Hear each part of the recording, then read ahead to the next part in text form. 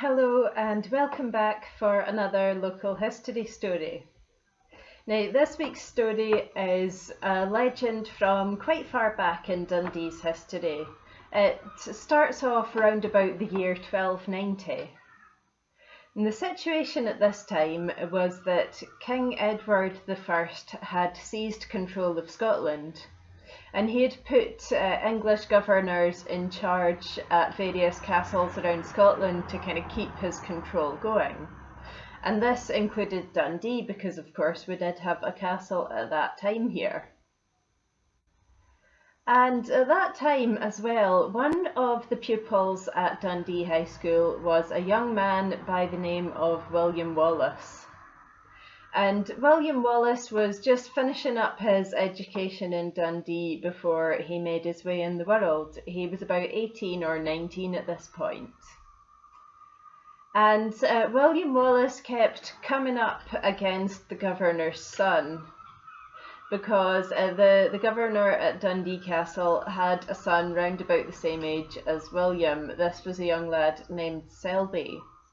And Selby liked to make the most of his high status in the town, and he used to go about lording it over all the young men in Dundee. And Wallace did not like this attitude one bit. And he became a particular enemy of Selby. And they were kind of well known for getting into various arguments with one another. But their most famous fight happened one day in the West Port. And Selby had started this one because William Wallace had come out wearing a suit of green. And green was the high status colour at that time. It was what the nobility and the wealthy people wore. So Selby stopped Wallace and he said, "You've no right to be wearing a suit of green. You're just a Scots peasant. And what's more, you've got a knife and you've got no right to have a weapon either. You'd better hand that over to me as a representative of the governor." Now, William Wallace was not going to take this, and before long the two men were in a fist fight. But even at that time, Wallace was known for having a quick temper, and he got this knife he was carrying and he stabbed Selby, and the governor's son fell down dead. Now, William Wallace knew he was in big trouble, even by his standards, and he had to get out of the city as soon as possible.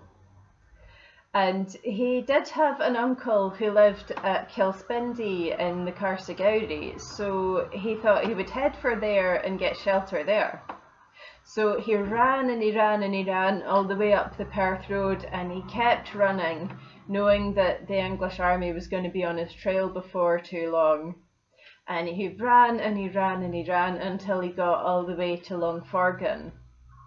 And by the time he'd reached there, he was just exhausted and he needed to stop and have a bit of a break.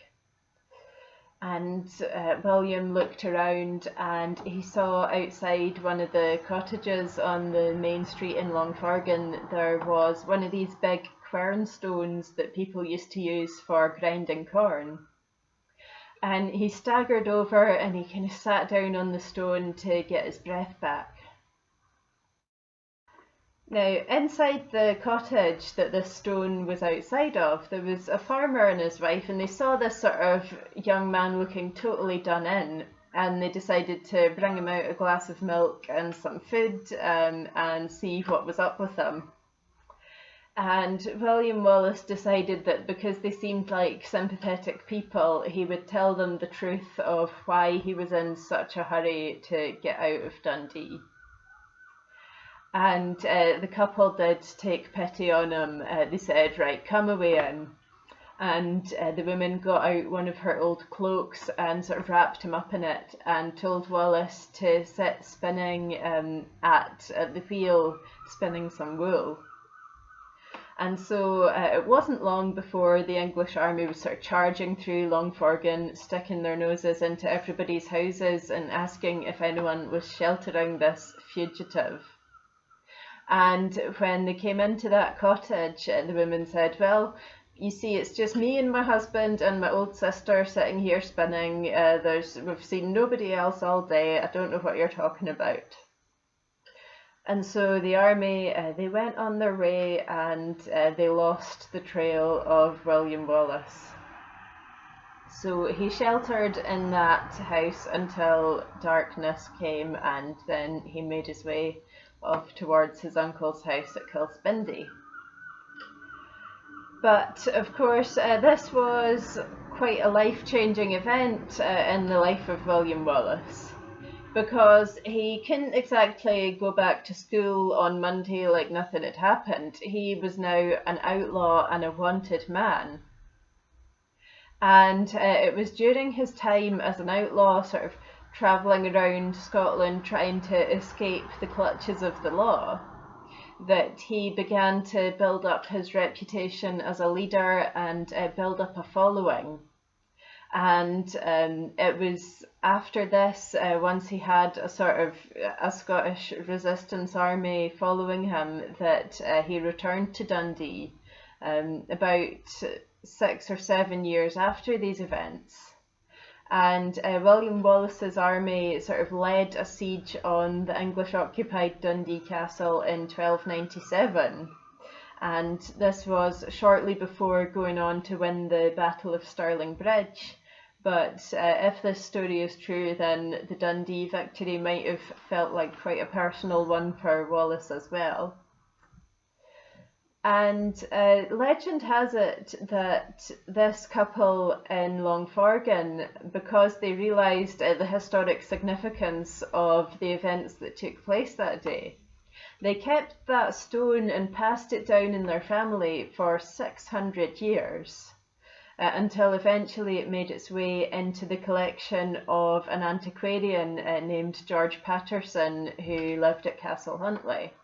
And from there it made its way into the collections of the McManus in Dundee, where it still is today. And of course, as you've probably noticed, all visible traces of Dundee Castle have now gone. The castle was finally destroyed around 1313. It had come back under English control, and Robert the Bruce's army were leading another siege on it, which just destroyed the castle. And it stood roughly where St Paul's Cathedral is today. But the rock formation that Dundee Castle stood on is still there beneath the foundations of the buildings in Castle Street. And some of this formation came to light a couple of years ago when one of the shops there was doing renovations in their basement. And we don't really know, the chances are a lot of this story, there's a lot more legend than fact going on here, because William Wallace is certainly one of these figures who attracts a lot of different stories and legends around him.